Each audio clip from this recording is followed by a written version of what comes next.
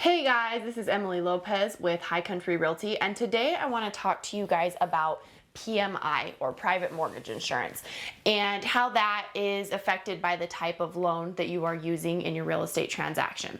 So PMI is something that occurs when you are purchasing a home and you put less than 20% down, and PMI protects the lender.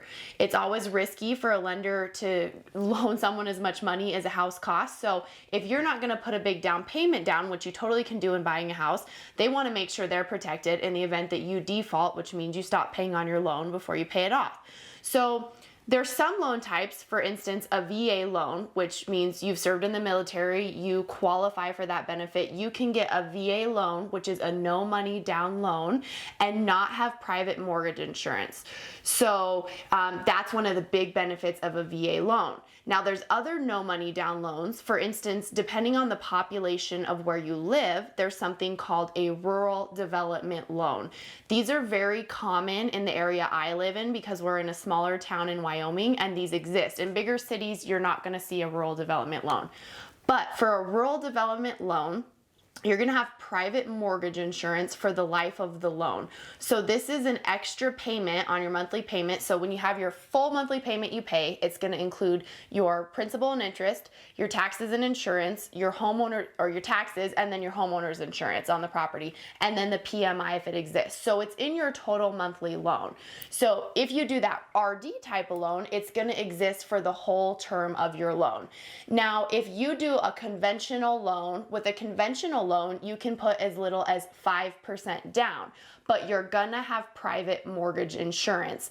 If you pay extra, or once you've paid up to 20%, then the PMI falls off. Now, if you're up to your 78% loan to value ratio, then you actually can, you can request for that to fall off, but it's legally required for your PMI to fall off when you hit 80-20. Now, with an FHA loan, which is a minimum of 3.5% down, if you do a down payment of less than 10%, you are going to have PMI for the life of an FHA loan. If you do 10% down, when you hit 11 years on the life of the loan, that PMI, that extra payment, is going to fall off of the loan. And so if you do like 9% or 9.5% down on an FHA loan, then you're going to have that PMI forever. So I'm going to recap. VA never has PMI. RD loans, rural development, are going to have PMI for the life of the loan. FHA is going to have it for the life of the loan unless you put, here's my kitty coming to visit, FHA, if you put 10% down, then it falls off at 11 years. If you do less than 10%, PMI is on for the life of your loan.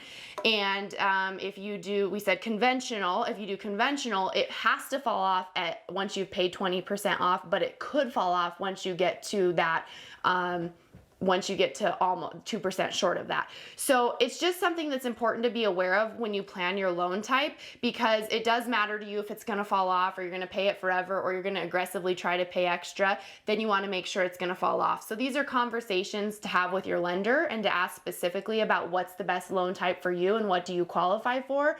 But PMI is something that comes up a lot. It doesn't protect you. It's something that protects your lender. So if you can avoid it, or you can get a loan type where you can get it to come off eventually by paying extra, then that's probably your best case scenario, but your lender can help you do the math and figure out what's your best scenario. So I hope this was helpful, because this is included in a lot of people's loans. And if you have any other questions, just keep them coming.